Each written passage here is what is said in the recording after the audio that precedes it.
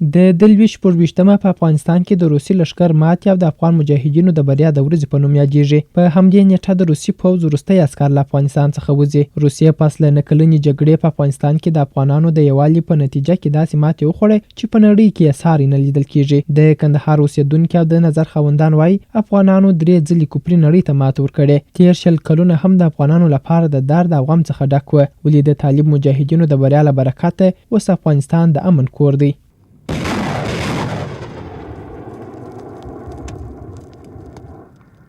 کندهار کې د پوهنتون استاد، لیکوال او د سیاسي مسایلو شنونکی استاد نور احمد قرآنمل وایي چې روسانو د خپلو شومو اهدافو لپاره زموږ هیواد تر اشغال لاندې راوست، ولې د افغانانو په اتفاق، یووالي او مبارزې سره روسي اشغالګر له هیواده وتلو ته اړ سوه او هیواد مو یو ځلې بیا د ازادۍ له خواږه نعمت څخه برخمن سو. نوموړی زیاتوي چې د یاد اشغال پر مهال نه یوازې افغانانو زیانونه ولیدل، بلکې روسانو ته افغان میړنیو مجاهدینو داسې زیانونه ورسول چې ټولې نړۍ ته یې رسوا کړل، چې له ډلې د روسیې پټې وسلې نړۍ ته ښکاره او ورڅخه کاپي واخیستل سوه.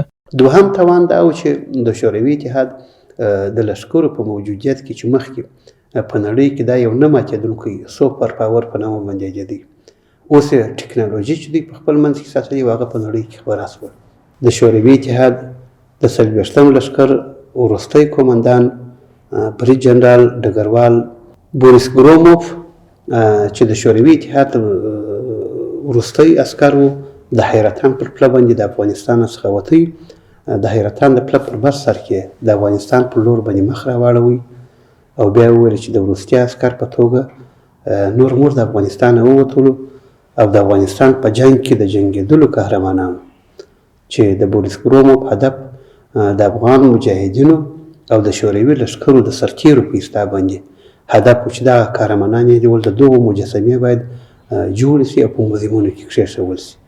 موږ خپل ځوانان راوایستل او دوی د خپل ملت څخه دفاع وکړه.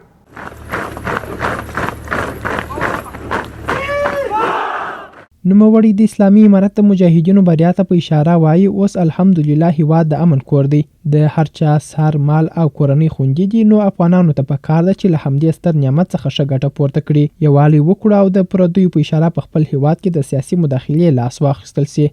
موږ تقریبا د تیر 45 کلن و 48 کلن جنگ په جریان کې هر څه په سترګو باندې ولیدله: فقر، غربت، فرار، هجرت، شهادت، زخم، ټپ، د کور نړېدل، بې ځایه کېدل، دا ټول موږ ولیدل. دا کړاوونه د قرآن کریم د نصوص په رڼا کې چې فاعتبروا برؤیا اولي الابصار، د سترګو څښتنانو تاسې عبرت ځنې واخلئ.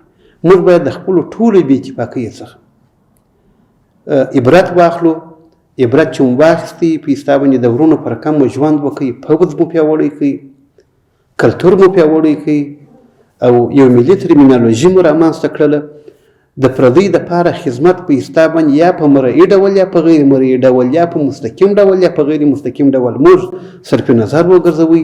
لکه نن چې په دا مملکت کې په ایستا باندې ارامي ده، د واخانه څخه نیولې بیا تقریبا د تورغونډۍ پورې، د تورغونډۍ څخه نیولې تر بارامچې پورې، د بارامچې څخه نیولې بیرته په ایستا باندې د کوز کونړ د ولسوالۍ پورې چې څوک روان وي، هم پیسې ورڅخه وي هم هر څه امنیت وي که نه، نو موږ به همدغه رقم پیاوړي پاتې کېږو.